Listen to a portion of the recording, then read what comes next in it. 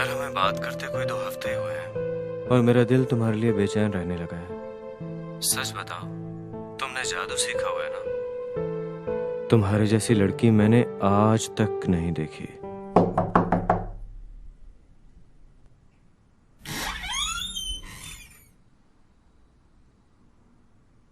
तुम अभी तक जाग रही हो?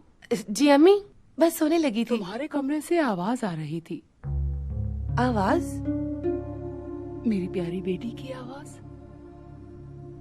बचपन से तुम्हें आदत है ना ऊंचा पढ़ने की।